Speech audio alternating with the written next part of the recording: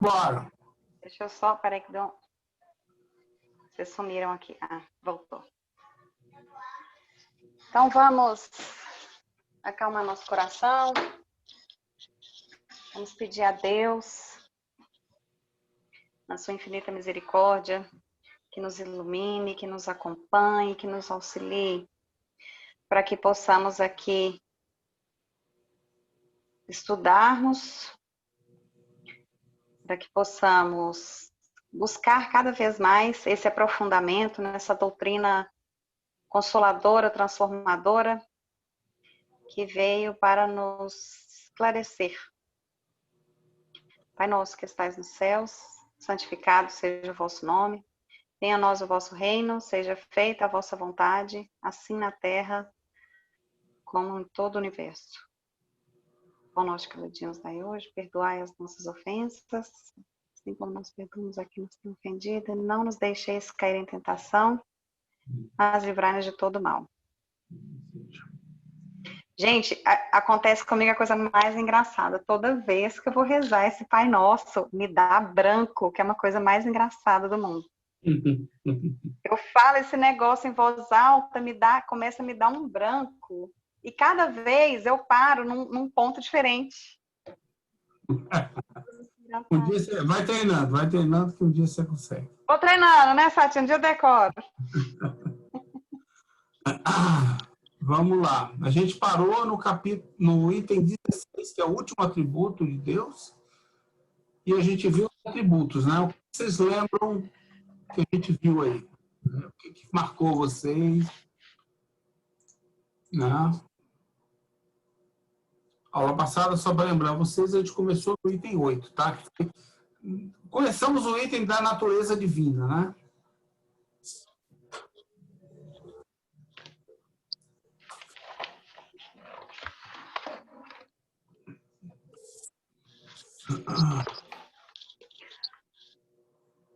Item 16 que a gente vai fazer?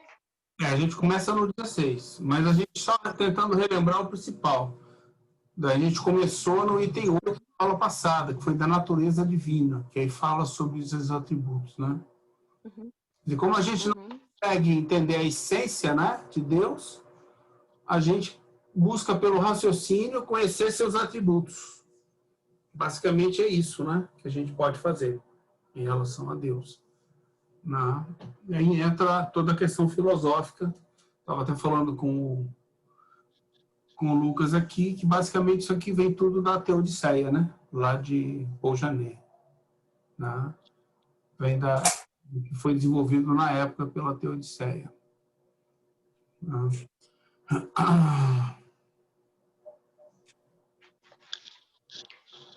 E aí ele entra nos atributos. Alguma dúvida sobre... Caímos naquela polêmica também, né? Qual? Do Deus onisciente. Polemizou um pouquinho. Eu joguei no sábado, foi muito boa. Joguei a mesma no sábado lá. Ah, é? Alguns tiveram a mesma dúvida, mesmo questionamento.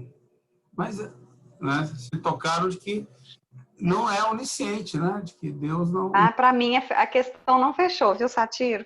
O que é que pega para você? Qual parte você não entende que Deus não influencia no que você faz? Não sabe o que você faz? Eu entendi que Deus não influencia no que a gente faz, que a gente tem liberdade de escolhas, né? E eu entendi também o que disseram a respeito de Deus saber o que cada escolha nossa vai gerar. Das milhões de opções que nós temos, lá na frente, o que cada escolha vai resultar. Onde é que isso está escrito mesmo? Lembra a gente aí, para a gente recuperar. O que foi? Onde é que isso está escrito aqui? Que Deus sabe o que a escolha vai resultar? Isso é onisciência. Não, eu estou falando sobre a nossa polêmica, que eu entendi os dois lados. Aqui não diz que Deus é onisciente e não diz que Deus não é onisciente, concordo? A polêmica toda foi essa. Aqui não diz que ele é onisciente e não diz nada parecido. Onde é que... Isso, e também não diz que ele não é. Mas você não acha que seria um atributo de Deus? Importante esse, talvez? Né? Por isso que eu estou dizendo, para mim a questão não fechou. Eu não consigo dizer que ele é onisciente e eu não consigo dizer que ele não é onisciente. Sim, eu consigo. Porque como é que você teria livre-arbítrio? Então, o seu entendimento está construído em você. Eu não consegui construir esse entendimento. Mas como é que você teria livre-arbítrio se Deus já definiu o que você vai fazer? Só me explica aí. Não, Deus não define o que você vai fazer. A onisciência dele, É que estava sendo discutida, é no sentido dele conseguir ter essa, vamos dizer, capacidade de alcançar o que cada escolha nossa gera, não escolher por nós. Isso aí, e não manipular as nossas escolhas, entendeu? Se isso seria onisciência ou não, aí já virou a polêmica. Deus é supremo na inteligência. Pela aplicação da inteligência. Se eu analisar as causas, eu posso descobrir as consequências. Se eu for uma pessoa, quanto mais inteligente eu for, mais eu vou descobrir. Isso não é onisciência. Isso aí é soberana inteligência. Está confundindo. Então, para você diz que Deus não é onisciente, é isso? Não, porque senão a onisciência aí, né, que eu e o Lucas estavam lembrando, que o Lucas perguntou, é o quê? É a capacidade de você saber tudo que vai acontecer. Ele sabe o que vai acontecer. Essa é o Deus que sabe o que vai acontecer. Inclusive tem raiz, como eu estava falando para o Lucas, lá no hinduísmo. Que o Deus é onisciente, onipresente. Eles sabiam e viam tudo e sabiam o que ia acontecer. E aí eles podiam guiar pessoas, eles podiam tomar decisões, fazer as pessoas, entendeu? Fazer o que elas querem. Aí cadê o livre-arbítrio? Eu entendi todas as colocações, mas eu não tenho essa certeza em mim ainda. Não, tudo bem. Toca a ficha, então. Dá uma olhada que o que você falou A minha construção está em andamento, Satiro. O que você falou, que você explicou, é o primeiro atributo que tem aqui. Deus é a suprema e soberana inteligência. Entendeu? A nossa inteligência é limitada. A dele não é. Ele consegue compreender tudo que existe. Compreender tudo que existe não é saber o que existe. É compreender. Consigo entender tudo. Coisa que nós não conseguimos. Aí eu concordo. Uma coisinha lá dentro que está falando que está faltando alguma coisa nesse item, mas, enfim, eu entendi tudo que vocês colocaram. Pessoal, posso falar uma coisa aqui que os espíritos disseram a Kardec com relação a esse tema? Sim. É quase como se ele estivesse dando uma bronca em todos nós, né? Quando a gente começa a fazer diversas reflexões utilizando palavras que não expressam a essência daquilo que elas pretendem representar, né? Na pergunta 14 do Livro dos Espíritos, quando Kardec começa a falar de panteísmo, eles dizem assim... Ô Lucas, desculpa, está um pouquinho abafado o seu áudio. Tem alguma coisa na frente do microfone? Não, é o microfone da câmera mesmo. Será que o dos outros está abafado também, para vocês? Não. Para a Genesi não está, não. Então, para mim está bom. Tenta botar alguma coisa aí, Silvia. Pode falar, Lucas. Os espíritos dizem, Deus existe, disso não podeis duvidar, e é o essencial. Crede-me, não vades além, não vos percais num labirinto, donde não lograríeis sair. Isso não vos tornaria melhores, antes um pouco mais orgulhosos, pois que acreditaríeis saber, quando na realidade nada saberíeis. Deixai, conseguintemente, de lado todos esses sistemas. Tendes bastante coisas que vos tocam mais de perto, a começar por vós mesmos. Estudai as vossas próprias imperfeições, a fim de vos libertardes delas, o que será mais útil do que pretenderdes penetrar no que é impenetrável. Quando eu começo a pensar demais sobre esses atributos de Deus, aí eu lembro isso aqui, aí eu mudo um pouco o foco, porque é a recomendação deles, né? Mesmo. E é uma recomendação realmente sábia. Não é porque é deles, mas porque eu concordo. Isso aí. Eu tô me sentindo igual aquela historinha do menininho tentando colocar toda a água do mar naquele buraquinho. Melhor eu passar, vamos passar para o próximo, que eu vou... Essa aí eu vou deixar de lado.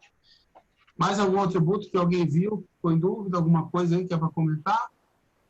A gente viu, só para relembrar, o seguinte, que Deus é eterno, vimos depois, Deus é imutável, tá? Deus é imaterial, Deus é onipotente, Deus é soberanamente justo e bom, né? Isso é o que acho que todo mundo prefere. E agora Deus é infinitamente perfeito, né? A gente viu, né? Também. E aí tem o 16, que é o de hoje, então. Deus é único. Eu vou ler aqui o 16. Deus é único. A unidade de Deus é consequência do infinito absoluto das suas perfeições. Um outro Deus não poderia existir sem a condição de ser igualmente infinito em todas as coisas. Porque se houvesse entre eles a mais ligeira diferença, um seria inferior ao outro, subordinado ao seu poder, e não seria Deus. Se houvesse entre eles igualdade absoluta, haveria para toda a eternidade o mesmo pensamento, uma mesma vontade, o mesmo poder. Assim, confundidos em suas identidades, só haveria na realidade um Deus. Se cada um tivesse atribuições especiais, um faria o que o outro não fizesse, e então não existiria entre eles uma igualdade perfeita, já que nenhum nem outro teria soberana autoridade. Ok? Então só existe um Deus. Deus é único.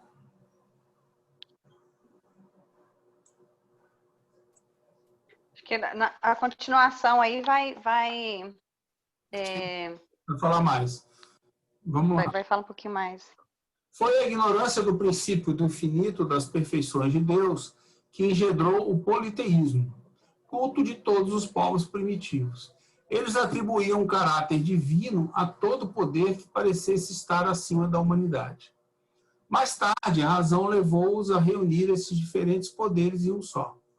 Então, quando os homens entenderam a essência dos atributos divinos, removeram de seus símbolos as crenças que os negavam. 18. Em resumo, Deus só pode ser Deus sob a condição de não ser ultrapassado em nada, por nenhum outro ser. Caso contrário, o ser que ultrapassasse, seja no que for, ainda que apenas na espessura de um fio de cabelo, seria o verdadeiro Deus. Por isso, é preciso que ele seja infinito em todas as coisas. É assim que, comprovada a existência de Deus pelas suas obras, chega-se pela simples dedução lógica a determinar os atributos que o caracterizam. Deus é, pois, a suprema e soberana existência, é único, eterno, imutável, imaterial, todo-poderoso, soberanamente justo e bom, infinito em todas as suas perfeições, e não pode ser diferente disso. Essa é a base sobre a qual repousa o edifício universal. É o farol de onde os raios de luz se estendem sobre o universo inteiro e que só pode guiar o homem na busca da verdade. Seguindo essa luz, jamais se extraviará, e se tantas vezes se equivocou, é por não seguir o rumo que lhe for indicado. É também o critério infalível de todas as doutrinas filosóficas e religiosas. O homem tem, para avaliá-las, uma medida rigorosamente exata nos atributos de Deus, e pode afirmar a si mesmo, com certeza, que toda teoria, todo princípio, todo dogma, toda crença, toda prática que estiver em contradição com um só de seus atributos, que busque não somente anulá-lo, mas simplesmente enfraquecê-lo, não pode estar com a verdade. Então, é só avaliar, a gente só pegar os dogmas e avaliar os dogmas contra os atributos de Deus. Que alguma coisa vai acontecer aí, né? Quer dizer, vai enfraquecê-lo, vai contra, alguma coisa. Filosofia, psicologia, moral, aí tem uma nota aqui, vamos ler a nota. 46. Nota do editor. Aqui se faz referência às ciências filosóficas, próprias da filosofia oficial do espiritualismo nacional. Psicologia experimental, moral teórica e prática, fundamentadas nos conceitos de dever, leis morais presentes na consciência e ato moral determinado pela liberdade de escolhas. Realmente, todo o conjunto dessas ciências tinham como referência os atributos definidos na Teodiceia. Segundo Kardec, a religião, para ser perfeita, deve seguir o mesmo compromisso conceitual, não se aceitando um Deus vingativo que concede privilégios ou castiga eternamente, mas sim agindo por leis e renovando oportunidades. Então, voltamos aqui. Em filosofia, psicologia, moral e religião, só é verdadeiro o que não se separa nem por um milímetro das qualidades essenciais da divindade. A religião perfeita será aquela que nenhum artigo de fé esteja em oposição com essas qualidades, e da qual todos os dogmas poderiam suportar a prova desse controle, sem que nada os afete. Aí entramos no item da providência. Satiro, me parece aqui uma evidente crítica que Kardec faz às religiões formais, porque elas se sustentam sobre um Deus que justifica os privilégios e os sofrimentos. Todos eles. Então, esses privilégios e sofrimentos, eles são contrários até mesmo a esses atributos que ele coloca. Justamente. Então, Kardec não vai contra a ideia de transcendência, um Deus soberanamente justo e bom, né, que são os fatos espirituais que fundamentam as religiões. Ele vai contra os dogmas, porque esses dogmas são contrários aos atributos lógicos que a gente pode deduzir através do raciocínio para Deus, né? Eu acho que isso aí é elementar, né? E o Espiritismo, ele vem, dentre outras coisas, através da sua moral, ele vem se fazer uma contraposição ou reforçar a contraposição a esse dogmatismo que o espiritualismo racional já havia feito antes, né? Então, acho que essa é a finalidade dele, esse é o objetivo de Kardec nesse ponto. Ele fala, tem religião perfeita, olha só, será aquela que nenhum artigo de fé esteja em oposição com essas qualidades. Então, quando ele fala em religião perfeita, talvez seja aquela religião em sentido filosófico que ele mencionou lá na Revista Espírita de 68. Porque você tem, além dessa base de você tem duas maneiras, né? Você pode ir contra. As religiões criaram deuses que são de formas que vão contra esses atributos de Deus. E aí não faria sentido pelo que foi explicado. Mas é ir além. Por quê?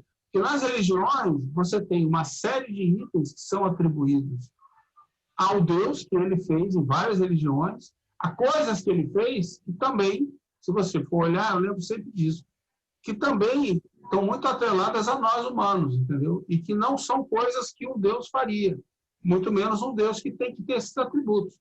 Então, é por isso que é difícil. Você não encontra nenhuma religião que tenha um Deus que seja esse Deus que foi tratado aqui filosoficamente, né?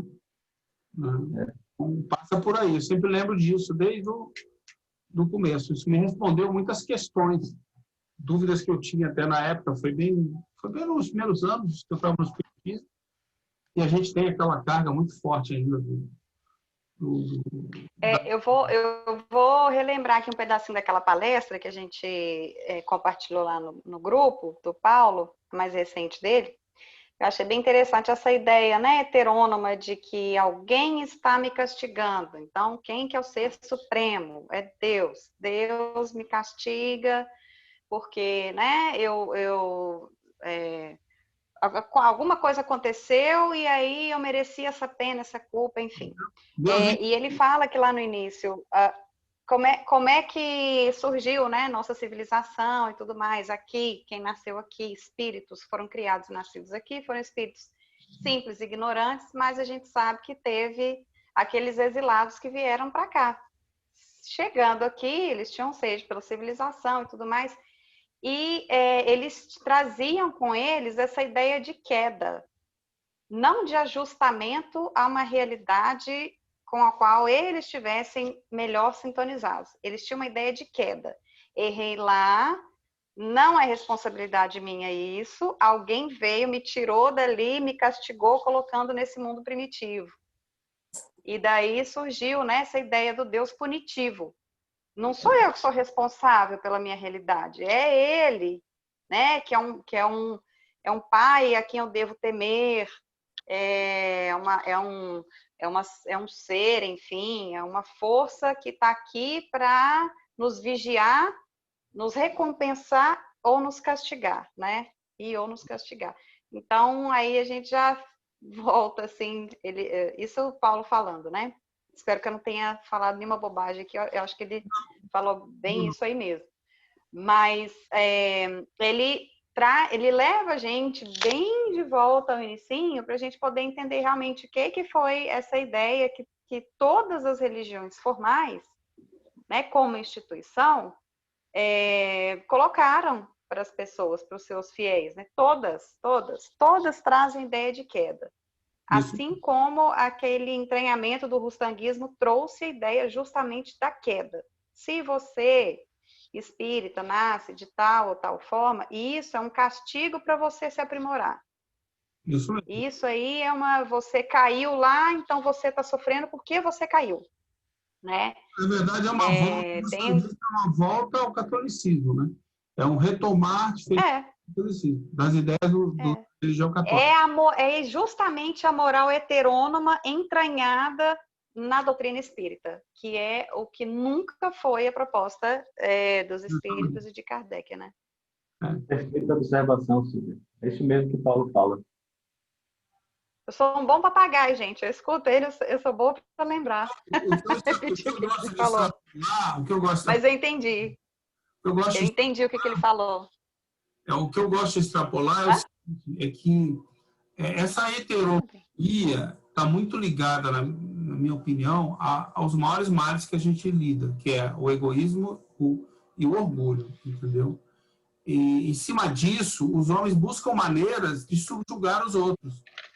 E uma maneira onde você não exige muita explicação, na minha opinião, é a religiosa, sempre, entendeu? Sempre a maneira do famoso cala a boca, acredite, fica quieto, entendeu? Na verdade, é uma coisa que nós fazemos, se você olhar, não só nas religiões, a gente faz com o filho da gente. Quantos de nós já não fizeram isso com o filho da gente? Entendeu? A gente faz com, às vezes, funcionários nossos que trabalharam com a gente. Então, se a gente não tomar cuidado, você vai estar sendo heterônomo em tudo que é lugar, em qualquer tipo de relacionamento, talvez até com a tua esposa, entendeu? Alguém, se você se relaciona, qualquer tipo de relacionamento, você pode impor uma forma heterônoma de ser.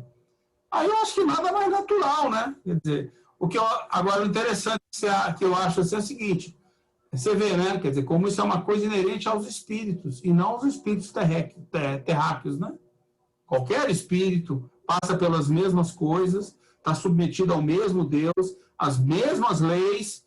E se a gente aceitar essa história dos egípcios, que eram, digamos assim, provavelmente espíritos inferiores, com muita inteligência e pouca evolução moral, né? Que vieram para cá com um povo com espíritos muito primitivos que existiam na Terra para dar uma alavancada, né? Ou seja, veio de outro planeta, como vem outros, em outros momentos, eu acredito. Então, não tem essa história. As leis Deus, suas leis, né? Na verdade, que é Deus se apresenta por suas leis. Ponto final. Né? Estão no universo inteiro. E tudo que a gente conhece, que nos é dado conhecer, a gente acha Deus. Né? Você lembra disso também. Mas é mesmo. Essa é a heteronomia que a gente lida no dia a dia da gente. Entendeu? Que a gente está compreendendo.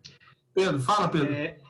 Acho que, na minha opinião, essa ideia da queda também nas religiões formais tem muito a ver com a salvação através da própria religião também, né? Então, ela precisa ter alguma coisa atrelada a ela para se vender. Tem que ter um prêmio. O prêmio, exatamente. Se você olhar lá atrás, você tem um monte de prêmio. Por exemplo, Você tem prêmios que são uma colheita farta no ano seguinte, entendeu? Ou menos... A chuva, né? Justamente, entendeu? Você tem são os mais diversos. Eu acho que chega num certo momento que talvez tenha se estabelecido. Olha, esse aí é legal, né? Só vão prometer a salvação eterna. Esse aí é uma boa, a gente já controlou e começou a usar, né? Porque isso aí eu estava falando com o Lucas, isso vem das religiões ancestrais, lá de trás. Lá do hinduísmo, Sim. das primeiras religiões, entendeu? Lá do budismo, lá, taoísmo, né, que se não me engano é anterior ao budismo, taoísmo já tinha essas coisas. Taoísmo, os Vedas, né, o hinduísmo. O judaísmo, o cristianismo, isso aí é coisa nova, isso é coisa recente, pouco tempo. Mas é um eterno atavismo, né? Eu não estudei lá atrás, mas o Lucas falou que o Paulo conhece muito lá de trás mesmo, lá do Egito, como é que eram os cultos, os ritos. Eu não estudei, eu conheço um pouco, mas não assim nesse nível de comparação. E é o que eu falei, você, na verdade, as religiões, quando você estuda religiões, você dá gargalhada, porque você vê tudo que acontece, por exemplo, na Bíblia, tudo tem um paralelo com as religiões antigas. Das religiões ancestrais. Tudo. Aí você vem mais para trás, ali dos egípcios. A morte de Jesus, o nascimento, os fatos todos principais que estão na Bíblia têm uma relação com as religiões antigas, como era contado antigamente. E tem exatamente o mesmo efeito quando você começa a... Isso assim, indo até as ancestrais. Né? A parte egípcia eu realmente não conheço. Eu sei, eles tinham também, mas lá eles tinham politeísmo, né? Vários deuses. Também. Etc. Lá mesmo o nascimento de um Deus de forma virginal, ele se repete. Justamente. Mas é isso mesmo. É a recompensa. Você tem a punição, que é o Deus vingativo, mas e se eu acertar? Você tem a recompensa. Você vai para o céu, eu vou te ajudar, de alguma forma, ajudar, entendeu? Você vai ser beneficiado. E não sai daqui. E não sai daqui, porque senão... Continua fazendo o que eu estou mandando, porque... Né, segue meus representantes, né? Porque sem representante não teria isso, né? Você não teria isso daí. Provavelmente seria mais difícil, né? Por isso que a gente encontra isso nas religiões formadas, né? Você não encontra isso. São as religiões formadas que você acha que você... Nas institucionalizadas tem todo o modelo. Você quer crescer, né? Você quer crescer, quer ter mais gente para você controlar. Ok, então vamos para a providência, né? A providência é a solicitude de Deus para com todas as criaturas. Deus está por toda parte, tudo vê e a tudo preside, mesmo as pequenas coisas. E é nisso que consiste sua ação providencial. Só que deixando claro, né? Ele faz isso como? Alguém tem um palpite como é que ele faz isso? Como é que Deus está por leis, né? Vê e tudo preside, mesmo as pequenas coisas? Ele age por leis, né, Satira? Pelas leis naturais divinas, justamente. Ele age, são as leis dele que fazem isso. Ele é as leis, né?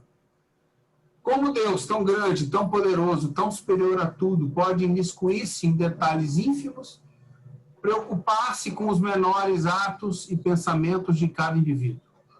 Essa é a pergunta que a incredulidade faz a si mesma, de onde ela conclui que, admitindo a existência de Deus, sua ação só deva se fazer sobre as leis gerais do universo.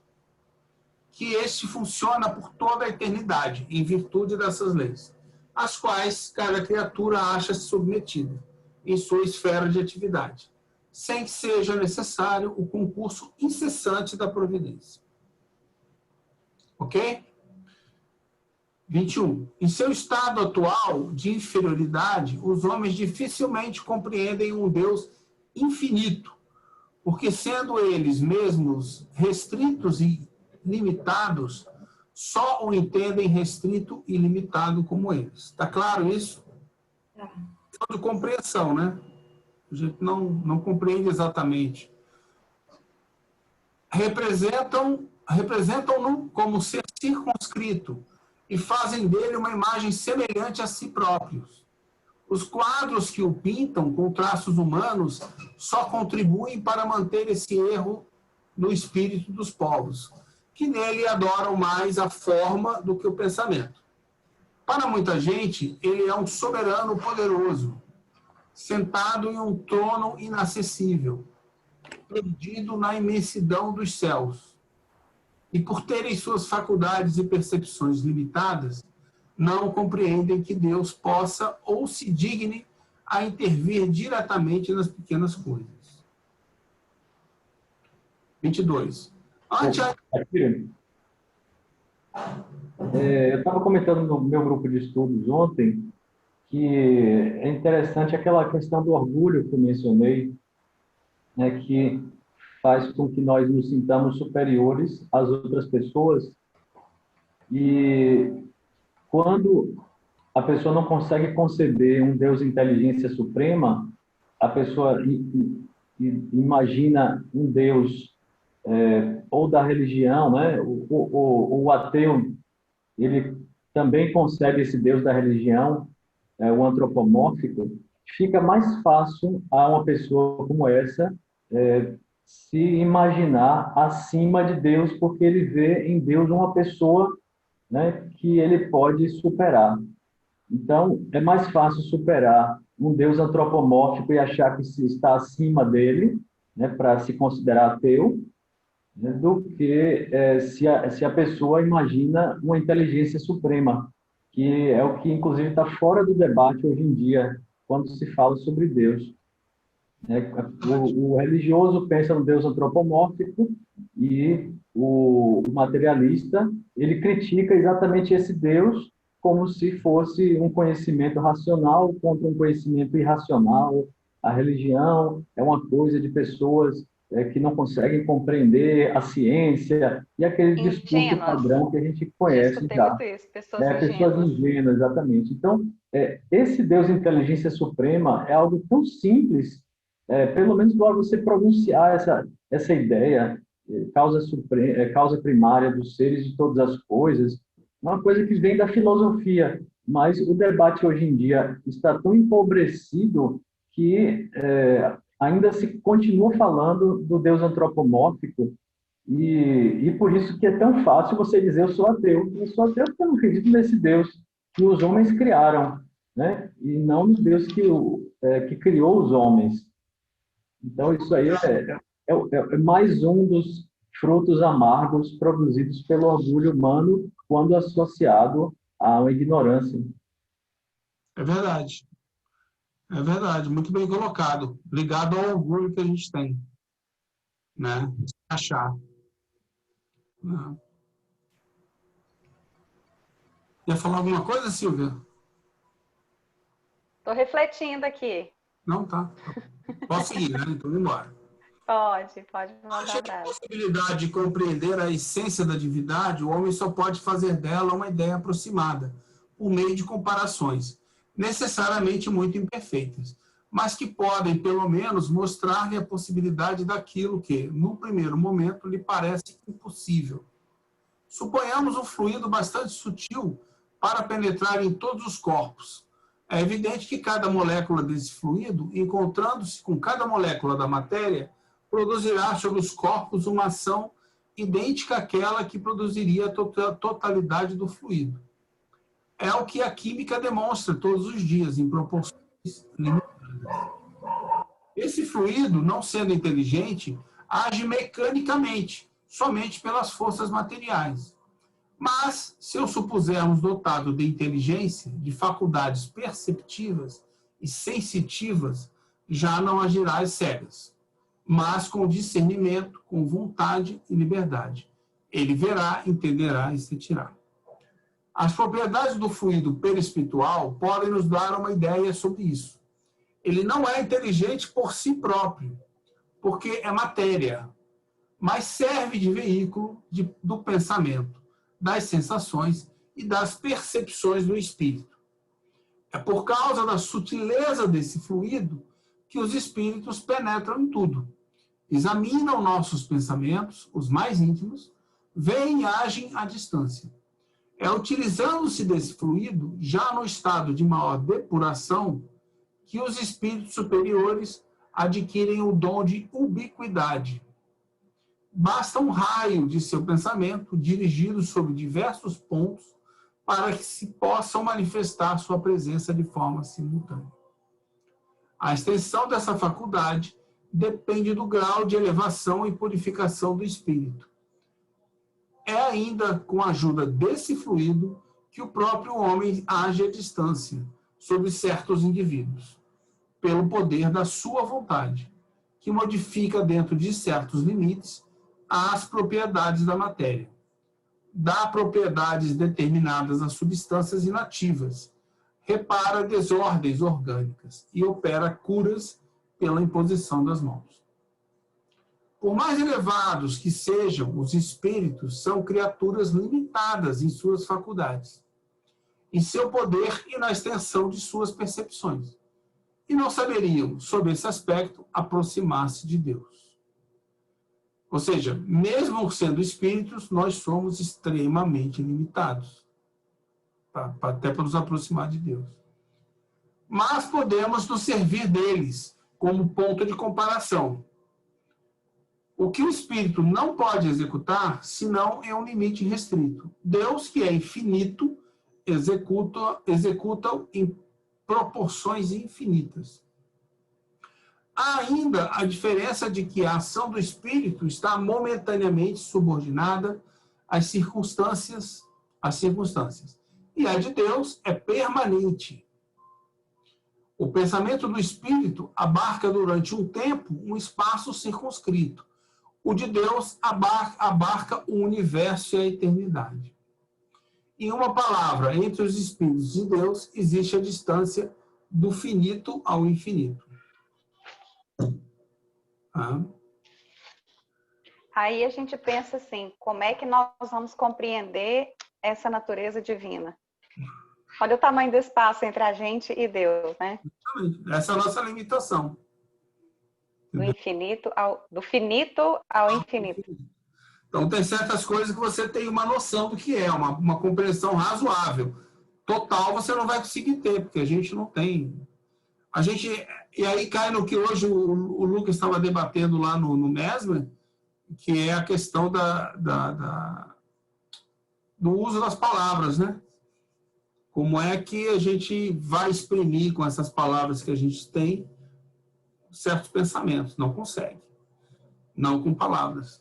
E Mesmer, né, como a gente estava estudando hoje, Mesmer assumia isso, de que a gente tinha essa dificuldade. Certas coisas ele não conseguia exprimir em palavras.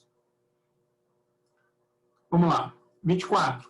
O fluido perispiritual não é o pensamento do espírito, mas o agente e o intermediário desse pensamento. Como é ele que o transmite, de alguma forma, impregnado dele.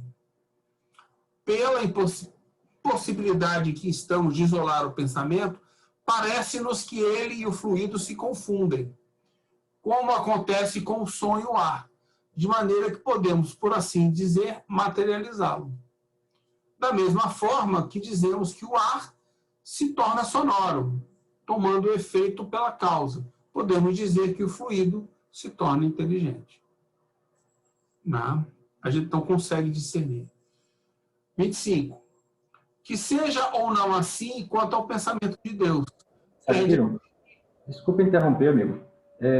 Eu só queria dizer que nos itens 22 e 23 teve várias supressões importantes aí que Paulo Henrique mencionou como itens que precisam ser revistos para a gente compreender o significado deles.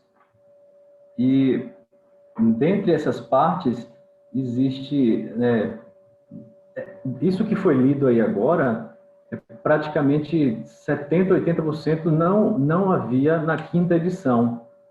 E qual a importância disso aí?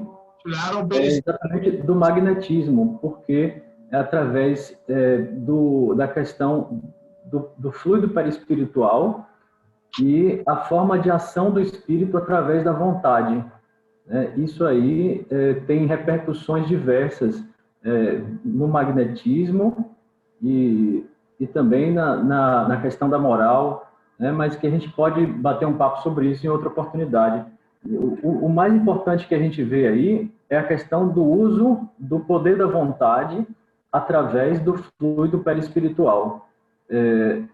E aí ele destaca que essa parte onde o Kardec falou originalmente, que é ainda com a ajuda desse fluido que o próprio homem age à distância sobre certos indivíduos pelo poder da sua vontade, né?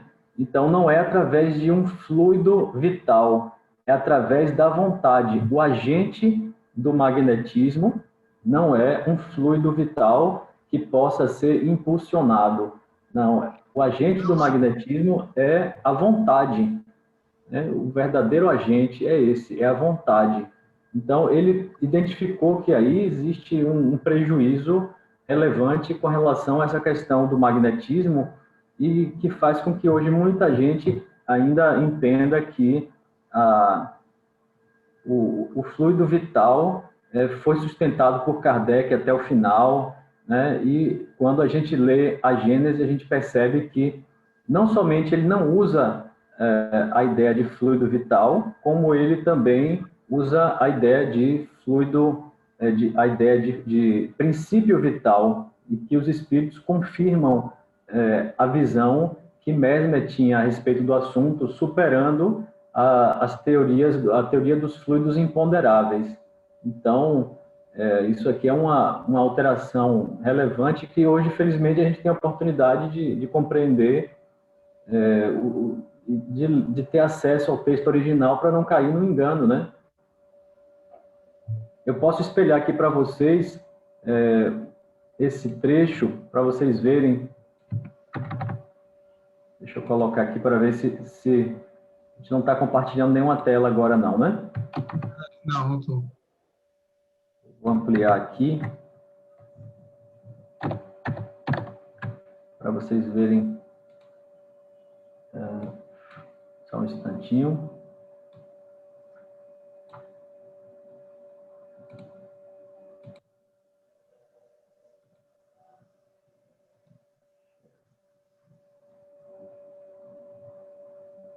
Vocês conseguem enxergar aí, pessoal?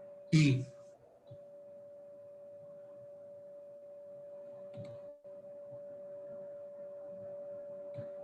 Bom, essa parte de vermelho é a parte que foi suprimida do texto original da Gênese. Nossa, quase tudo. Tudo A parte em preto é a parte que foi mantida, né? E essas partes aqui em vermelho com fundo amarelo, né, marcador, marca-texto, são as partes destacadas que têm uma influência importante com relação à teoria do magnetismo animal. Ou seja, nisso aí o Espiritismo confirma a visão que Kardec tinha e que Mesmer apresentou, né? Então, o pensamento do espírito abarca durante um tempo um espaço circunscrito. O de Deus abarca o universo e a eternidade. Mas o principal é isso aqui, que é o poder da vontade. Sim. Que é aquilo que Mesmer fala, né? Que é pelo poder da vontade que é feita a cura, mas aí tem que haver a vontade de quem, digamos assim, do paciente, né? Isso. É preciso ter bastante atenção com esse capítulo, porque, embora ele não tenha sido o alvo principal dos adulteradores, mas houve muitas supressões mesmo. Ah, tá. Se puder ir pontuando, eu não tenho elas aqui abertas. Ok. Obrigado. 25. Que seja ou não assim quanto ao pensamento de Deus. Quer dizer, que ele atue diretamente ou por intermédio de um fluido. Para nosso raciocínio, vamos representá-lo sob a forma concreta de um fluido inteligente, preenchendo o universo infinito, penetrando todas as partes da criação. A natureza inteira está imersa no fluido divino. Ora, em virtude do princípio de que as partes de um todo são da mesma natureza, e tem as mesmas propriedades do todo, cada átomo desse fluido, se assim podemos nos exprimir, possuiria o pensamento. Isto é, os atributos essenciais da divindade. E estando esse fluido por toda parte, tudo está sujeito à sua ação inteligente, à sua previsão e à sua solicitude. Não haverá um ser por mais infinito. Deixa eu só falar uma coisa aqui. Essa história da solicitude, na minha opinião, da solicitude, tem a ver com ou seja, solicitude é você ser atendido em várias coisas, né? Tem a ver com as leis naturais, quer dizer, quando a gente está atuando no mundo, as leis naturais, elas nos atendem naquilo que a gente faz, quer dizer, desde que a gente não queira uma coisa que vá contra a lei, a gente pode ser favorecido, pode, ao conhecê-las, usá-las, entendeu? Eu acho que é dessa maneira que Deus ativa a sua solicitude para conosco, entendeu? E essas leis valem, e elas são imutáveis, estáveis, e elas valem em todo lugar, para todo mundo. Tá? Uma observação... Ô, Satira, eu estou lembrando aqui quando fala a natureza inteira está imersa no fluido divino. É justamente uma das maiores diferenças que é destacada entre a teoria dos fluidos imponderáveis, que o Lucas estava lembrando aí, e a teoria do fluido universal. Que a teoria dos fluidos imponderáveis, a teoria era assim, existe um vazio e no meio desse vazio existem várias bolinhas, né? Sem peso, enfim. Quem tiver aprofundado aí no assunto pode até falar melhor do que eu, mas a diferença basicamente era essa. Na teoria dos fluidos imponderáveis, existe um vazio que é preenchido, em parte, por essas bolinhas, né? Que são os átomos lá, assim, que não tem peso e tudo mais. E o fluido universal, que ele preenche plenamente todo o universo. O Kardec usa a palavra fluido aqui no começo, se eu não me engano, mas se você reparar lá no começo, quando ele começa a falar de fluido, ele faz uma suposição, é uma hipótese, supondo que o universo seja preenchido por um fluido. Ele resolve esse problema só lá no final, nos capítulos finais, onde ele explica a questão do princípio universal, né? Que aí não seria nada, seriam ondas, vibrações, né? Que o pensamento nosso seriam vibrações. E daí entra toda aquela questão que a gente já colocou até em pauta lá no grupo, né? E já falou em outros momentos, aquela questão do transferência de energia no passe, aquela história toda, né?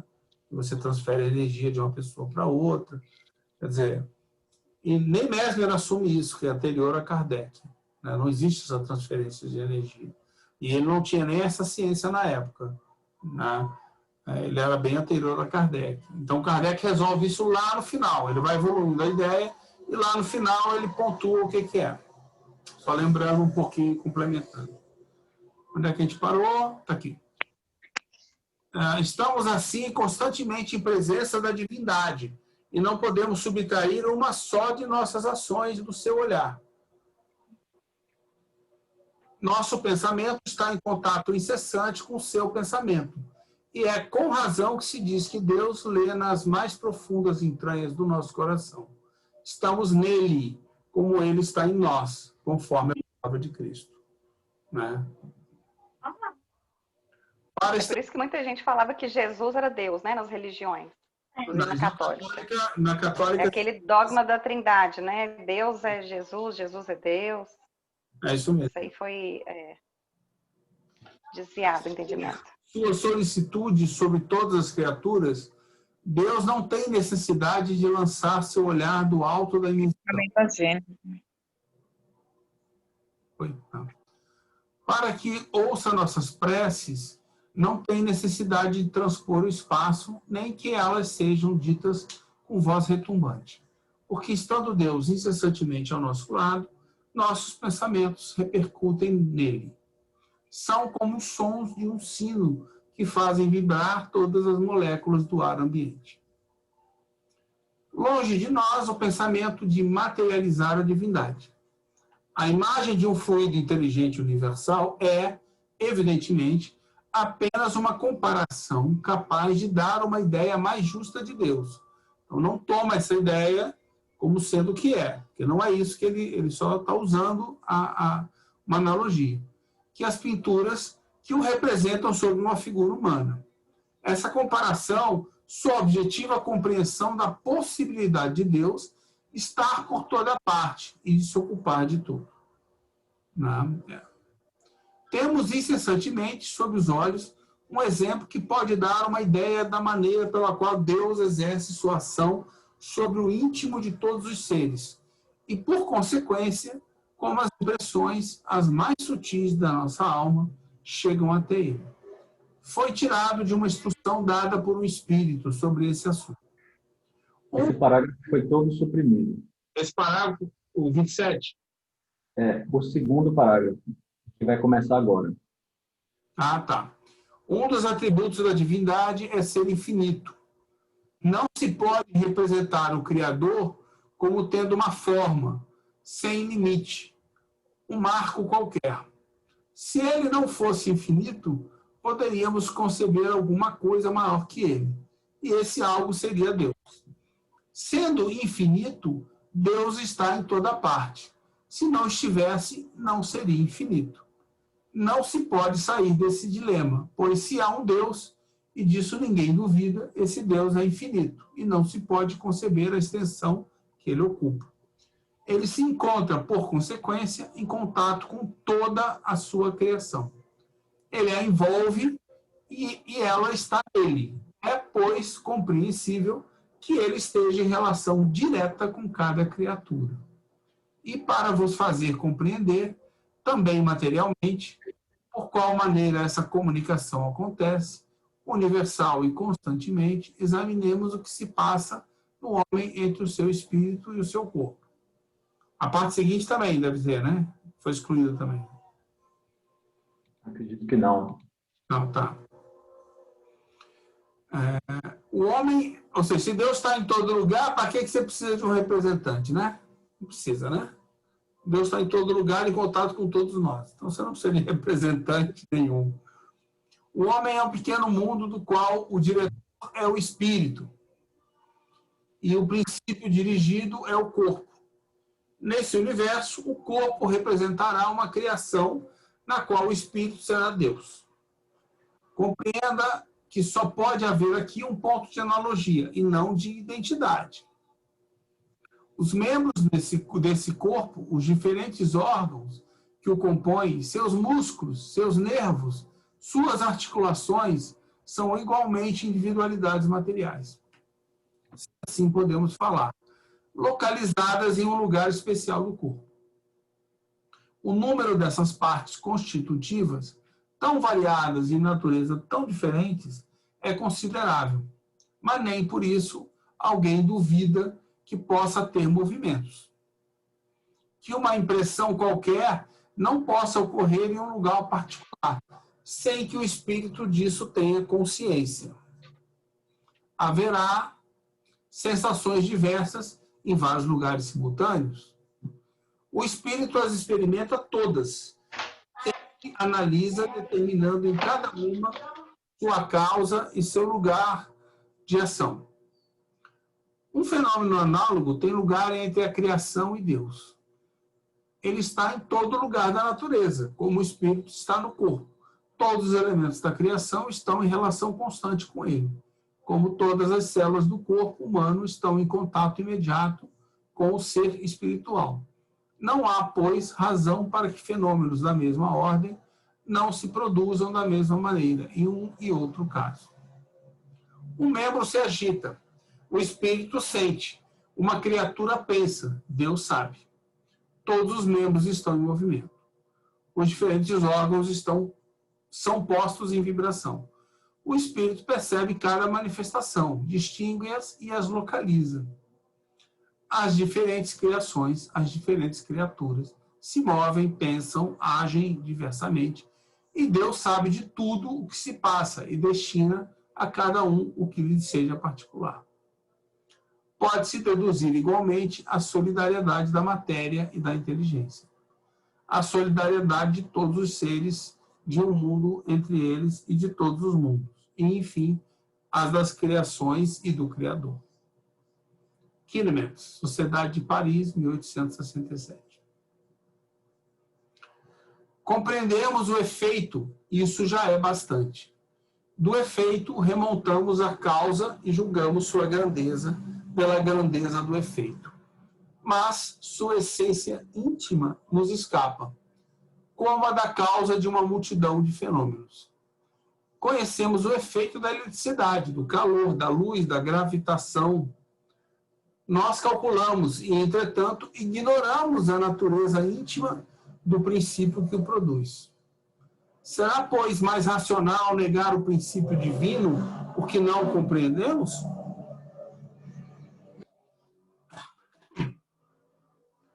Nada impede que se admita para o princípio da soberana inteligência um centro de ação, um foco, irradiando sem cessar, inundando o universo de seus eflúvios, como o Sol faz com sua luz.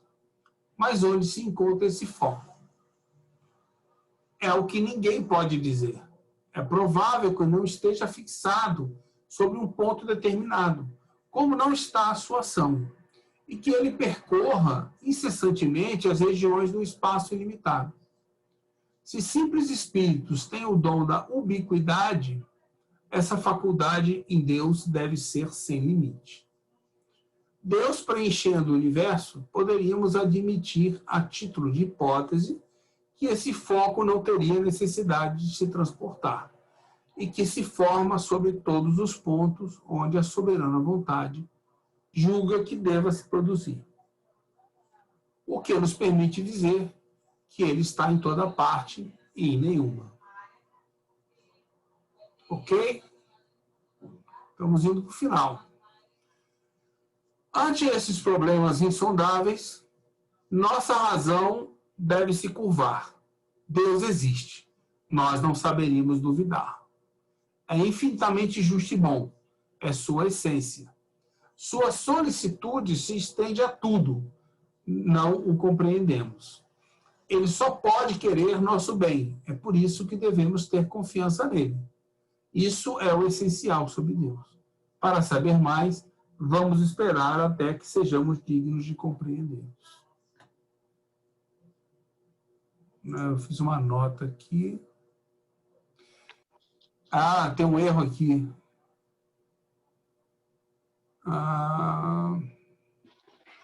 É assim, é infinitamente justo e bom, é sua essência. Sua solicitude se estende a tudo. Nós o compreendemos, não é não o compreendemos. Tá? No meu está escrito nós o compreendemos. Tá bom. No meu está não. Em alguns outros está não também. O seu é PDF? O meu, pelo que eu sei, não foi atualizado esses erros, pelo jeito. Era para ser, mas não sei. Ah, tá. Nós, aí eu corrigi aqui por isso, que alguns livros também estavam assim, do pessoal do sábado, aí alguns não estavam. Aí o pessoal falou... Está no 30? No item 30. Eu vou ter uma nota por isso. Nota de correção. É nós o compreendemos e não o compreendemos. Ok. Fala. Sobre essa questão da providência, eu gosto muito de lembrar, às vezes a gente começa a conversar sobre isso, e fala a respeito de determinismo, coincidências, destino, né? E quando a gente vai falar que não existe coincidência e que as coisas estão dentro da providência, ou da providência divina, isso às vezes se confunde com um determinismo, como se a gente fosse marionetes. Isso. E tudo é previsto e a gente apenas executa, né? E não é isso. O que existe, eu acho que são essa providência, vamos dizer assim. Estou tentando extrapolar um pouquinho aqui, tá, gente? Essa teoria. O que a gente considera providência, eu entendo que seria... oportunidades, vamos dizer assim. Eu encontrei tal pessoa justo num dia que eu precisava para isso, por aquilo, tal coisa aconteceu justo comigo, que azar, né? E quando a gente sabe que são oportunidades para a gente continuar a desenvolver uma certa virtude ou desenvolver uma certa virtude, ou são algumas grandes provas, né? E essa providência divina, no sentido de oportunizar esses momentos para a gente, momentos chaves, né, que a gente tem na nossa vida, a gente esquece que isso aí foi providenciado com o nosso concurso, muitas das vezes, né? Quando a gente estava no plano espiritual. Às vezes não, às vezes é alguma coisa que realmente, uma situação que a gente vai caminhando para ela conforme as nossas decisões aqui, né? São consequências dessa vivência que a gente tem aqui. Outras coisas, eu acredito que são aqueles momentos bem marcantes mesmo, são coisas que a gente providenciou, a gente colaborou, né, com a providência divina. Então, isso é uma coisa que eu já recebi muitas perguntas nesse sentido. Poxa, se tudo é providência e não existe coincidência, então nós somos marionetes. A gente está aqui simplesmente executando um papel num teatro que está traçado e que está determinado e que a gente não tem liberdade de ação nenhuma. E não é isso, né? De forma alguma. A providência divina não está longe de ser um determinismo. Silvia, Olha a onisciência aí, né? pois é. Essa é a visão da religião que as pessoas trazem para o espiritismo, até que elas podem ver que Kardec ressignifica também isso quando usa justamente a palavra solicitude. Então, na religião, eu estou vendo aqui a ação pela qual Deus conduz os acontecimentos e as criaturas para o fim que lhes foi destinado. Quer dizer, isso gera um determinismo e mitiga a nossa liberdade, né? E não pode ser assim justamente porque nós temos a liberdade. Então, quando se fala em solicitude, dá essa ideia de que nós temos a liberdade, temos o dever de agir e que Deus, além de estabelecer as suas leis, ele está disponível para que nós recorramos a ele para compreender essa grande realidade, essa grande harmonia, o nosso papel no universo. Então, não é ele que determina o nosso destino, somos nós que determinamos e, para isso, podemos recorrer a ele como um filho recorre a um pai que ama, né? Isso. Então, e tem a ideia também do castigo e recompensa, que a gente tem dificuldade de desvencilhar totalmente, né? Aconteceu uma coisa boa, foi providência divina, mas com a ideia de recompensa, né? Aconteceu uma coisa ruim, que a gente considera ruim, com a ideia imediatista que a gente tem, né? Daquela leitura imediata que a gente faz. Aconteceu uma coisa que eu acho que é ruim, foi castigo. Então, assim, quando a gente fala em providência divina, as pessoas ligam a ideia de castigo e recompensa. Não, ou ele está recompensando, ou ele está castigando. E também não é isso. É muito difícil, né, a gente conseguir aprofundar, assim, quando vem uma pessoa questionando toda essa história aí da providência divina. A presença de Deus sempre é ligada à ideia de castigo e recompensa. Esse aí é o grande veneno, né? Vamos dizer assim, das religiões, de um modo geral. Eu tenho um exemplo que eu já usei, que eu acho que o Paulo usou. Eu vi um vídeo dele hoje que ele usou novamente. Eu peguei do Paulo, que é o exemplo do cara no telhado, né? Ou seja, você resolve saltar do telhado. Aí você morre, né? Isso foi o quê? Providência divina? Castigo? Ou foi lei? Entendeu? Eu ouvi de um outro palestrante também um exemplo nesse sentido. Normalmente, quando acontece um grande desastre, né, de um avião, por exemplo, sempre tem alguém que ficou para trás. Perdeu o avião, atrasou, tal, e não embarcou. E daí vem o jornalista perguntando para a pessoa e diz assim, por que você acha que aconteceu isso, que você não embarcou no avião? E a pessoa enrola até que por fim ela fala, foi Deus. Sim. Mas e as pessoas que embarcaram? Foi Deus também. Então, Deus recompensou um e castigou os outros. A ideia do castigo e da recompensa. Entendeu? Exato, é. Coloca Deus como alguém que está controlando a sua vida. Se você pegar Deus e falar o seguinte, Deus não controla a minha vida, influencia a minha vida pelas leis da natureza que existem, pelas leis divinas. Ou seja, eu estou em Deus o tempo inteiro. Vamos pensar dessa maneira. Deus sabe o que eu estou fazendo? Sabe, porque eu estou dentro dele, eu estou nele. Aí muda completamente. Então não há alguém que escolhe, você é livre. É aquela história, você não vai querer saltar lá do prédio. Ah, não, tem duas hipóteses. Ou eu vou ser recompensado, um milagre vai acontecer, eu não vou morrer, vou cair em pé e sair andando. Entendeu? Lá do 10º andar, eu caio em pé e saio andando.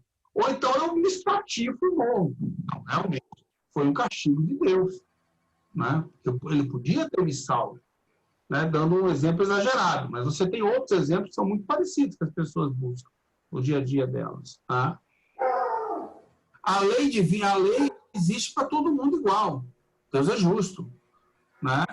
É verdade, é uma delas, que você vai estar ali. Se você pular do 10º andar, tu vai chegar, vai se espatifar. Não existe milagre no mundo que faça com que que as leis de Deus sejam derrocadas. Não são. Deus é isso que nos envolve. E eu trocaria a sua palavra, onde você botou, existem oportunidades, por possibilidades. O que existe são possibilidades, que nós escolhemos as possibilidades. Uma lei, ela não é taxativa, A ou B, que é um outro problema que a gente tem. A gente normalmente tende a ser binário.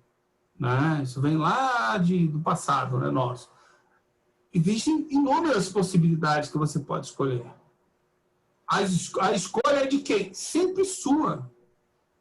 Entendeu? Você escolheu. E aí aconteceu.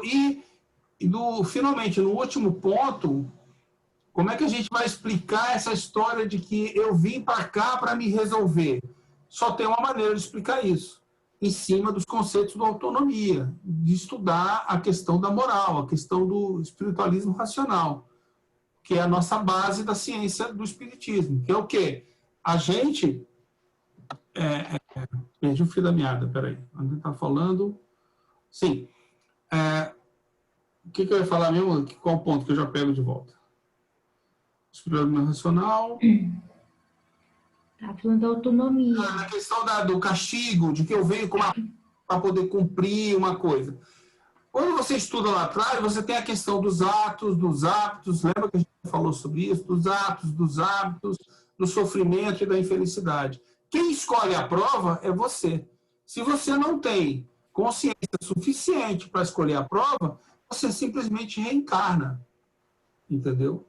E vai passando pelas reencarnações, vai aprendendo até o momento onde você fala assim, estou cansado de sofrer dessa maneira, eu quero fazer diferente. A escolha é só sua, não tem ninguém. Agora, não dá para compreender isso se você não colocar o aspecto da ciência dentro do espiritismo, minha opinião. Não tem como você compreender isso. Porque aí você não vai falar de atos, de hábitos, de sofrimento, de infelicidade. Ou seja, a nossa busca, quando o bem está dentro de nós, é a busca pela felicidade que a gente tem. E a gente sabe o que é certo e o que é errado. Mesmo assim, eu tenho um ato e escolho o errado. Aí eu sofro. Esse sofrimento é moral. O sofrimento físico, ele fica nessa vida. O moral vai comigo. É onde eu tenho todas as dificuldades no mundo espiritual que eu posso imaginar, que eu levo comigo. É uma ilusão isso. Isso é uma ilusão minha. Né? Então, só dá para explicar essa questão se você trouxer a pessoa para essa ciência. Se você explicar para ela esse aspecto da ciência. Eu não sei como explicar de outra maneira. Entendeu? Ou seja, eu acho que essa é uma maneira que resolve todos os problemas. Né? Quer dizer, é plausível, é viável, se prova no nosso dia a dia, né? Como ciência que é. Daí o espiritismo tem essa base do espiritualismo racional. Aí você consegue saber que é você que escolhe sempre as provas. É você que chega a um ponto e fala assim, eu vou me melhorar dessa maneira. Porque não adianta eu chegar para você e dizer, você tem que se melhorar. Olha, foca nisso. Você não vai focar nisso porque eu estou falando. Você vai focar nisso porque você quer focar nisso. Pode ser até que eu acerte, mas não tem nada a ver comigo, tem a ver com você. Você que quer resolver esse sofrimento que você tem. Se eu quero resolver esse sofrimento, eu preciso fazer alguma coisa. Fazer o quê? Diferente. Se a minha escolha próxima vai ser a certa ou não, a que me traz felicidade, não sei. Por isso o convite ao erro. Quer dizer, erre, experimente. Quanto mais você errar, mais próximo da perfeição você vai estar. E quando você erra, vai ter uma hora que você sente culpa. Culpa não é ruim. Culpa é a prova de que você reconheceu o seu erro. Então você sente culpa. Você não vai querer sentir culpa de novo, num certo momento. Aí, nesse momento, você muda. A hora que você muda, você tem um motivo para mudar. A hora que você muda, você vai tentar uma forma diferente, uma nova possibilidade. Essa nova possibilidade é possível de eu fazer com os elementos que estão aqui? É possível. Então, eu vou procurar isso daí. Aí eu vou lá e faço. E consigo fazer uma vez, duas, inúmeros atos, por muitas vidas, até que eu consigo essa evolução. E eu resolvo esse problema. Vira um ato automático, mas refletido.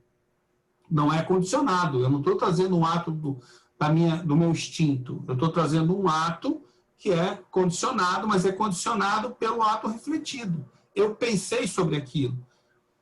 Como é um ato bom, eu não vou querer mudar nunca mais. Para que eu vou tentar de novo se eu já cheguei na felicidade? Se for um ato ruim, me gera sofrimento. Tem uma hora que eu não vou querer mais sofrer. Eu posso sofrer durante milhares de vidas, mas tem uma hora que eu falei, cansei. Vou tentar uma coisa diferente. Entendeu? Na verdade, eu duvido que alguém sofra milhares de vidas, mas talvez umas dezenas de vidas sofra, né? Do jeito que a gente é tacanha, isso eu acredito, né? Mas que seja aí uma centena de vidas, no máximo. Você sofre, só, então uma hora você cansa, aí você tenta uma coisa diferente. Pode ser que na primeira você escolheu o caminho certo. Por quê? Por sorte? Não, por inteligência. Aí entra a inteligência. Ou seja, essa lógica que a gente está falando, ela é do espiritualismo racional. Né? É isso que está lá no livro Autonomia, que é uma das bases do nosso... Por isso, porque a gente precisa compreender esses aspectos que estão lá. Falei alguma besteira aí? Me ajudem, que eu estou estudando autonomia ainda com a Juliana. A Juliana não está aí hoje. Eu só acho assim, quando a gente começa a falar disso, que nós temos liberdade de escolha, que nós temos o livre-arbítrio e tudo mais, e a gente sempre responsável por todas as nossas escolhas, todos os nossos atos, ações e tudo mais. A gente não é responsável por todas as nossas escolhas. Você não tem livre, você não nasce com livre-arbítrio. Calma.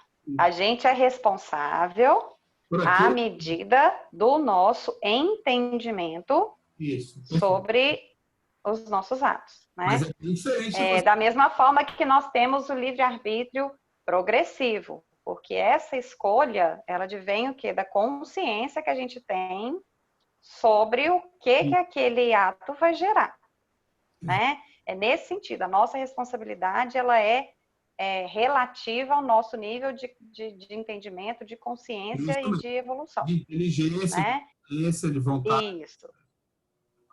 Tendo dito isso, eu tenho sempre esse cuidado de dizer, nós não somos autossuficientes. Principalmente a pessoa que cai num estado de inconsciência. Às vezes ela permanece naquele vício, como você está dizendo aí, por tanto tempo, tantas vidas, né? Vamos dizer assim, a gente tem esse direito até, se a gente quiser permanecer, né?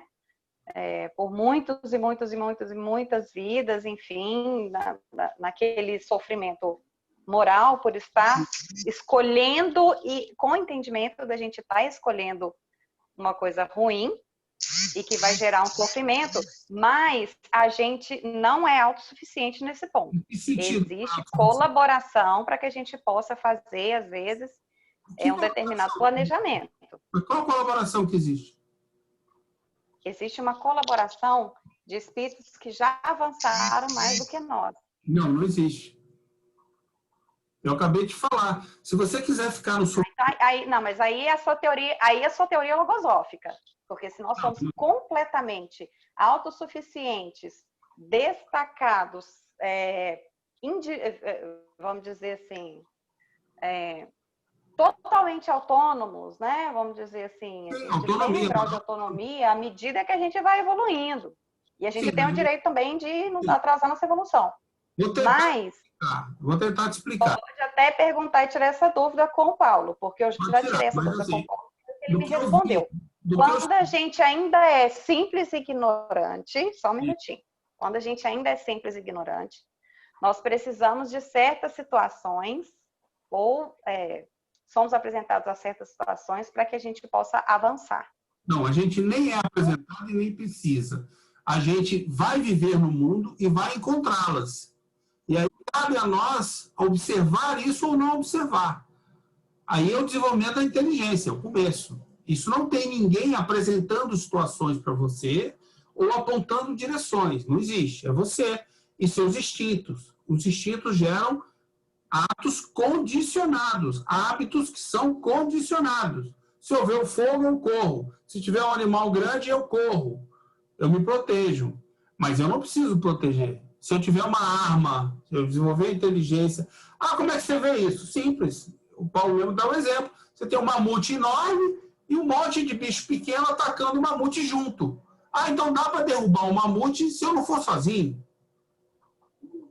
E outra coisa que é importante, que o Paulo lembra bem, nós já passamos dessa...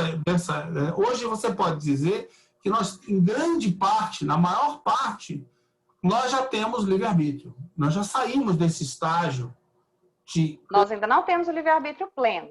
Não, pleno não. Pleno não. Vê bem. Uma coisa... Pleno não. Livre-arbítrio não é perfeição, primeira coisa. Livre-arbítrio é ato refletido. Eu posso ter escolhido todos os errados, eu tenho livre-arbítrio. Escolhi errado. Olha o exemplo que eu escutei dele. Quando você tem um filho, esse filho que você tem, ele está num estágio de evolução material que ele precisa de um direcionamento. Direcionamento eu não diria. Ele precisa de assistência e colaboração, certo? Ele é um espírito, às vezes, talvez mais evoluído, vamos dizer assim, que você, que é pai e mãe. Mas, naquele momento ali, ele precisa de uma assistência, certo? Que pela limitação imposta... Da mesma forma... Isso eu ouvi. Estou reproduzindo. Da mesma forma que quando nós desencarnamos, estamos, às vezes, num estágio de sofrimento em que a gente precisa de uma colaboração. O que os espíritos fazem quando você está preso numa realidade, num umbral, por exemplo, que você criou em volta, em torno de você? Vai chegar um espírito em colaboração que vai te dizer, você está precisando de alguma coisa? Não. Entendeu? Hoje eu te mando a palestra de hoje do Paulo, que ele falou exatamente esse ponto. A pessoa perguntou o seguinte, existe, o mesmo ponto, existe encarnação compulsória? Porque aí seria uma encarnação compulsória. Eu preciso de ajuda e alguém me manda para a Terra. E o Paulo falou, não existe compulsório. O que existe é o seguinte, em alguns pontos você está apegado àquele sofrimento, àquela condição. Sem problema, toca a ficha, quantas vidas você quiser. Tá? E outros não. Aquela condição que você está apegada, ela vai ficar congelada. E você vai passar por aquilo por sua conta. Ninguém vai te dar a mão ou vai te mostrar o caminho. Ninguém nunca vai se aproximar de você, esteja você em qualquer grau de sofrimento no plano espiritual, para oferecer a colaboração. É isso que você está dizendo? Ninguém nunca, nenhum espírito já avançou mais do que você, vai lhe estender a mão? Não, Silvia, o ponto é o seguinte, a maior bondade que eu posso fazer por você e que é que ninguém influencia na sua evolução. Ninguém. É você que desenvolve ela. Ponto final. Isso acabou. Você desenvolve... Não existe colaboração. Não existe nenhum tipo de colaboração. Aí dentro dessas ideias... O que é o tratamento que Mesmer propôs com o magnetismo animal? Não é uma colaboração? Não é uma vontade que o magnetizador tem intensa, uma vontade intensa de soerguer aquela pessoa para que ela possa se curar? Vamos falar de pessoas. Ajuda a pessoa a se erguer, mas a vontade dela é que só ergue ela. Sim. Então, Aí a primeira parte que você falou é a qual a gente está debatendo aqui. Existe essa pessoa que oferece uma ajuda para que aquele sujeito possa se curar. Mas poderia dizer que pela essa vontade ajuda, própria. poderíamos dizer que essa ajuda está dentro dos conhecimentos, desenvolvimentos e capacidades do próprio espírito. Ele não entrega nada novo ou algo diferente do que ele próprio evoluiu. Não, tudo Sim. bem. Sim. O que eu estou querendo só frisar é o seguinte: não existem pessoas 100% autônomas e autômatas. Nós somos uma coletividade e assim nós vivemos aqui e no plano espiritual também em regime de colaboração. Quem tem uma evolução moral equiparada trabalha em colaboração. Quem tem uma evolução moral um pouco menor se beneficia de uma ajuda, assim como nós, quando precisarmos e tiver uma pessoa que já caminhou mais e quisermos aceitar essa ajuda, aceitaremos. Se não quiser aceitar, não vai aceitar também. Você acabou de tocar no ponto. Você é completamente autônomo. Por quê? Porque eu posso te oferecer, todo mundo pode te oferecer, a hora que quiser ajuda. Quem aceita ajuda ou não aceita? Quem é? A decisão é sua.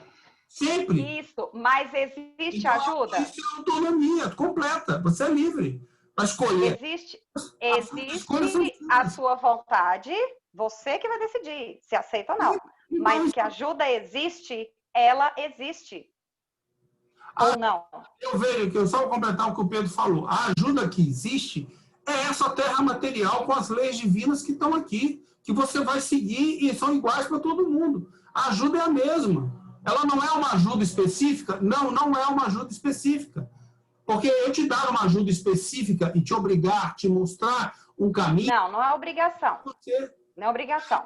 Você estende a sua mão não, e a pessoa aceita se ela quiser. Porque se isso não for verdade, Satiro, todo o magnetismo, a animação do magnetizador, ela não precisa existir. Não precisa existir. Então, a pessoa ela vai se soerguer sozinha, pela própria vontade, sem precisar de ninguém para poder soerguer ela num momento de doença física. Tem gente que consegue, tem gente que não consegue. Tem gente que consegue. Depende do grau, depende do grau daquela vontade. E quem não consegue? Então, perfeito, chegamos num ponto. Isso daí não é autonomia, não é falta de autonomia. Isso é livre-arbítrio completo, você acabou de dizer. Agora, eu não estou dizendo que não existe alguém que me estenda a mão e eu possa pegar, se eu quiser. É isso aí que eu estou justamente discutindo. Mas isso aí não é... É isso aí. Existe o trabalho em colaboração. A vontade sempre é sua, mas existe o trabalho colaborativo, inclusive no planejamento reencarnatório. Não. Eu acho que talvez o dilema seja definir o que é ajuda primeiro. Você pode... Ajuda é eu fazer pela pessoa ou eu, de alguma forma, incentivá-la a fazer sozinho? Porque, assim, na teoria da autonomia moral, da moral autônoma, entendeu? Que é onde o Paulo trabalha, você não tem ninguém que chega para você e te diz o que fazer ou te coloca lá. Vou te dar um exemplo. Eu estou em erro, eu estou em grande sofrimento, em muitas coisas, mas não estou em tudo. Nunca. Difícil eu estar em tudo. Tá? Eu tenho graves sofrimentos enormes. Estou sofrendo muito. Estou lá no meu umbral particular, um dos piores que você pode imaginar. Com direito a caldeirão, com direito a lama, comer sapo, o que você imaginar de ruim aranha passando por você. Eu estou lá no meu sofrimento que eu criei aquela ilusão. Tá? Eu estou nesse sofrimento aí. Mas tem algumas coisas que eu concordo que podiam ser diferentes. E eu reencarno, depois de um certo tempo, e sigo a minha vida reencarnada. Se eu for adquirindo inteligência e for fazendo outras escolhas, mas é na próxima vida? Não, depende de você. Se você continuar querendo, você vai voltar para aquele mesmo umbral lá, à medida que você vai sozinha se desenvolvendo. Agora, mas se eu estou aqui na Terra, eu posso me desenvolver de maneira diferente, por exemplo, olhando o exemplo das pessoas. Por exemplo, me casando com alguém que vai me ajudar. Mas veja bem, a ajuda dessa pessoa não garante que eu vá mudar. A mudança é minha. Mas por que você acha que isso aí acontece enquanto encarnado e não acontece quando a gente desencarna? Essa é a moral. Essa é uma... essa ajuda, vamos dizer assim, né? Pelo exemplo que a pessoa dá para você. Porque, primeiro, o seguinte, pelo que eu entendo... Por que você acha que acontece aqui e não acontece no plano espiritual? Você anda com os iguais. Então, você não vai andar com espíritos superiores lá. Você anda com os seus iguais. Se você acha que você está no umbral, comendo sapinho e andando com aranha, vai ter mais uma, sei lá, Genesi pensa igual. Ela vai estar lá com você. Ah, não, mas a da Genesi não tem aranha. Então, ela não vai estar exatamente lá, ou ela vai estar no montinho de lama do lado que não tem aranha. O seu tem, o dela não tem. A ilusão é muito parecida. Vocês vão para o mesmo lugar. Não existe esse umbral, só existe na sua montagem, na sua ilusão que ele existe. Tá? Então, a gente vai mudando. Daí você tem o convento, daí você tem a cidade do nosso lado, daí você tem todos os lugares que espíritos que acreditam naquilo se reúnem lá. Mas isso não tem nada... O que tem a ver é o seguinte, a autonomia, ela diz que nós somos completamente livres, não existe opção. Ah, mas existe uma influência. Pode ser que tenha alguém que fale para você alguma coisa, só que existe um exemplo que é o seguinte, enquanto a pessoa não está preparada, não dá para você, por exemplo, várias obras dizem, não dá para você ajudar a pessoa. Isso vale no geral. A pessoa ela posso dizer que eu só tenho... diferente, ela está na mesma situação. Se eu estou te ajudando aqui, você não quer ajuda? Quando você for para o mundo espiritual, eu mesmo vou querer te ajudar, e por que você vai aceitar? Alguma coisa mudou em você, se você aceitar. Não tem mais... Posso dizer que eu só tenho ajuda se eu quiser? Eu posso dizer que eu só tenho ajuda se eu quiser aceitá-la? Não, porque, Vivi, feliz. Se eu não quiser aceitar, não existe ajuda. Eu sou feliz, porque assim, se de um lado eu estou incomodado com a aranha, do outro lado, o que me levou a esse ponto de ter essa ilusão, seja lá, né, eu chutei, é algo que eu gosto e que eu estou apegado e que eu não vou largar. E se eu não quiser sair, não então, existe ajuda. Então, sofrimento. Eu faço coisas que geram sofrimento para mim, porque vão contra as leis de... Qualquer coisa que eu faça que vá contra as leis divinas, me gera um sofrimento. Mas como a lei da obsessão. Só voltando um pouquinho aqui para o assunto, porque se a gente ficar assim, estendendo, né, demais, a gente às vezes não sai desse ponto. Nós somos livres para escolher, mas a ajuda existe? Olha, não existe? Então, o que a gente está fazendo, vivendo coletivamente? Da mesma forma que existe aqui, existe no mundo espiritual. Agora, isso não quer dizer que... O que eu estou dizendo para você é o seguinte... Não, o que não existe, eu vou ser claro, é o seguinte, alguém pega você, faz um banjamento encarnatório e manda você de volta. É isso que eu estou dizendo que não existe. Não. Isso eu também não concordo. Nunca falei isso. Não, mas que alguém vai dizer, você vai fazer isso, isso e isso. Não, eu estou dizendo que existe a ajuda. Existe, mas você trabalho em conjunto. Ok. Então, nós estamos falando a mesma coisa. Por isso é que eu falei, precisa definir o que é ajuda primeiro. Não, sem definir exatamente o que é ajuda, vai ficar no ping-pong. A ajuda existe, ela está disponível. Você aceita se você quiser. Sim. Só que lembrando que você vai estar reunido com aqueles que afins a você. Entendeu? Eventualmente você pode ter um encontro com outro, mas você vai estar porque envolvido com aqueles que são afins a você. Nós estamos num nível evolutivo que nós precisamos de ajuda ainda. E eu acho que a gente tem que ter humildade da gente reconhecer isso. Nós vamos escolher livremente, de acordo com a nossa vontade, de progredir ou não, de estacionar, até mesmo regredir. Regredir acho que não tem como. Mas, enfim, a gente estacionar, adquirir alguns vícios aí, até novos, mas a gente pode estacionar ou pode progredir, caminhar de acordo com a nossa vontade. Mas não tem como, assim, a gente tem que encarar com humildade que a gente está no nível evolutivo, que a gente ainda precisa. Tanto é que a gente reencarna... Só um minutinho. Tanto é que a gente reencarna, qual é a função da encarnação? Para que a gente vem aqui encarnar?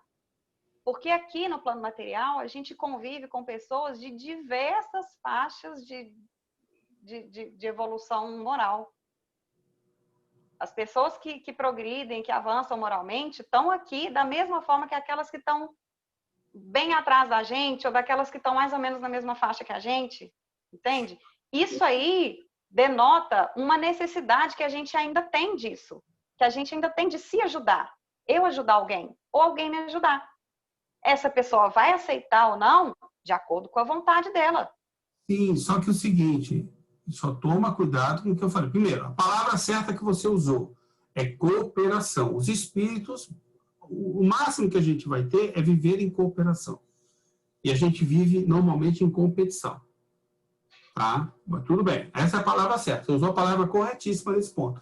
O ponto é o seguinte, essa compreensão que você vai tendo, pensa sobre isso. Se ela te leva a algum tipo de aguarda, de espera, de que alguém...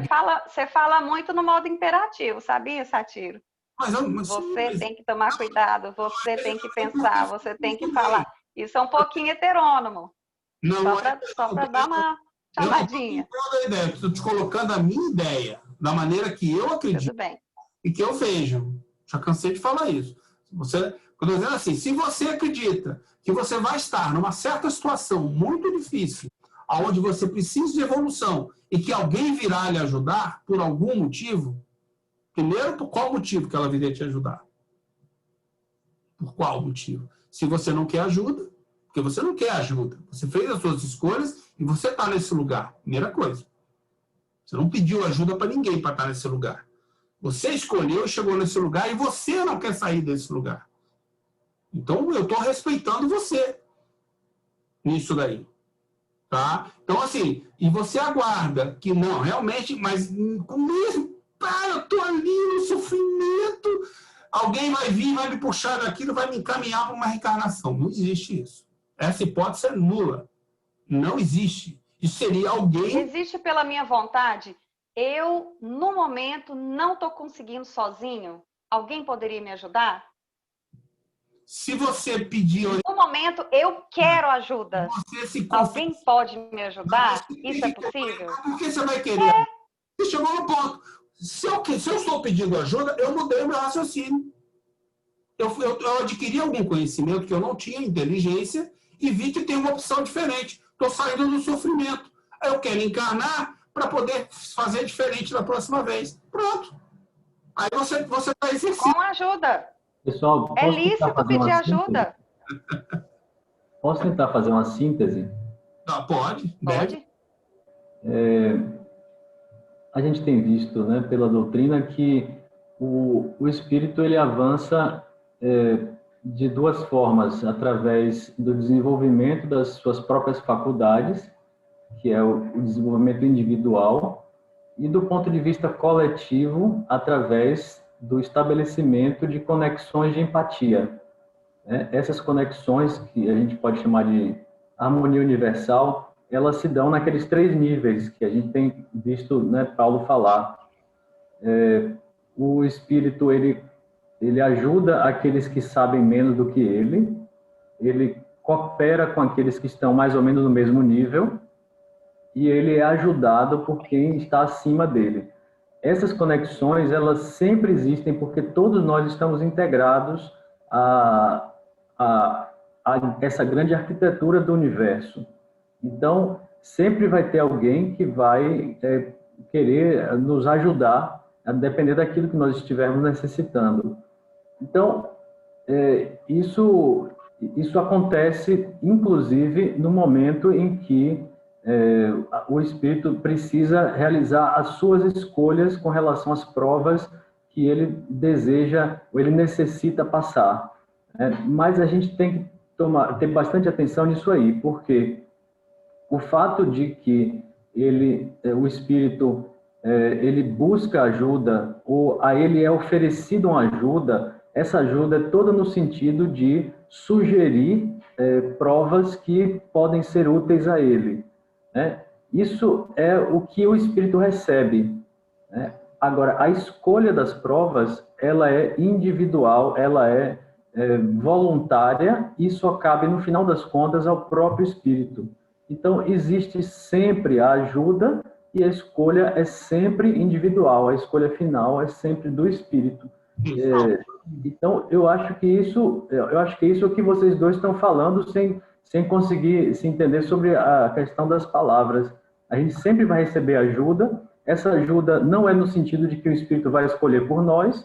Essa ajuda é no nível de informação, né, orientando o Espírito nesse ponto daquilo que pode ser útil no momento em que ele está no mundo espiritual, em que a consciência dele se amplia, a percepção se amplia e ele pode ter uma maior noção daquilo que vai lhe auxiliar, naquilo que vai ser melhor para ele, para que no final ele possa exercer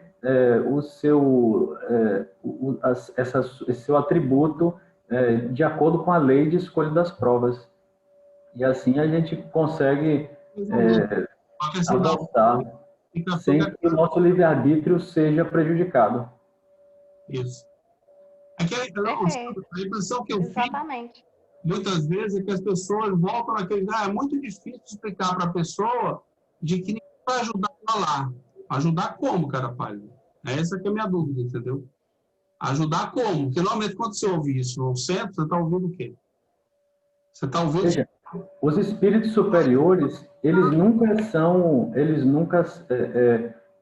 quando se comunicam, eles sempre respeitam a nossa liberdade. Essa é uma das características principais para diferenciar dos espíritos inferiores.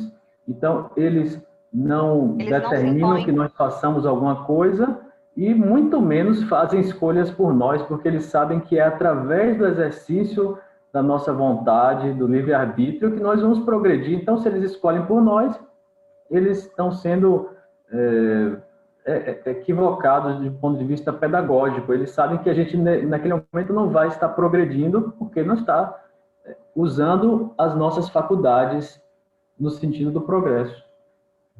É isso aí. Fechou a questão, Lucas. É isso mesmo. Oi? Isso daí... Fechou a questão, é isso mesmo. É isso, né, gente? Exatamente. Eles estão na Gênese, mas eles estão muito bem explicados no Autonomia. A gente precisa estudar a Autonomia para começar a tirar essas dúvidas maiores aí. É lá que está... eu não tenho dúvida mais quanto a isso. Nenhuma. Não só, falando de forma... É isso aí que o Lucas falou. Assim, acho que ele fechou bem a questão. Não, que eu tentei colaborar com você lá naquela história que as pessoas perguntam. Falei, a única maneira é você apresentando à pessoa a ciência do espiritismo. E aí você vai ter que cair para o espiritualismo racional e lá na Autonomia, onde você vai encontrar isso muito mais claro, explicado até contextualmente dentro da ciência do homem. Senão a pessoa não vai compreender nunca essa conexão. Ela vai ficar, né, perdida. Deixa eu ver que horas são, que eu estou sem relógio aqui. Chegamos às 10 horas. Alguém pode fazer isso? Paramos no 30, próximo é a visão de Deus. E aí a gente acaba o capítulo, não é muito grande, não, nem difícil. E aí a gente já pode, talvez, começar, com certeza, vamos começar o capítulo 3, que é o bem e o mal. É mais legal. Cada vez é mais legal, né? Vai ficando. Alguém pode fazer o encerramento? Quer fazer? Semana passada fui eu. Eu já tiro o corpo. Ninguém perguntou nada quem foi na semana passada. Aqui. Tem que dar oportunidade a todos, né? A Gênesis já fez. Né? O Pedro, acho que é você. Você que não fez ainda nem abertura nem fechamento, é você mesmo. Heteronomamente falando, é você o escolhido. Voluntariamente escolhido, né? Voluntariamente. Não, você não sabe, A gente está sugerindo. Você quer fazer? Se você não quiser, você é livre, mas depois vai ter. É por isso que é heterônomo isso. Fazendo uma oração simples aqui. Tá bom. Então vamos lá. Vamos agradecer a Deus pela oportunidade de hoje, de mais esse aprendizado, de mais esse tempo para o nosso desenvolvimento pessoal, para o nosso desenvolvimento em grupo, e que com isso possamos colocar cada um mais um tijolinho na construção desse nosso espírito infinito. Que assim seja, graças a Deus, graças a Jesus. Ok. Que assim seja. Tá bom? Então, na aula seguinte, a gente deve entrar no capítulo 3, o bem e o mal. Bem e o mal. isso daí. Então, bem próximo do outro grupo. Boa noite. Boa noite a Boa todos. noite, gente. Se você me permite, Boa noite, gente.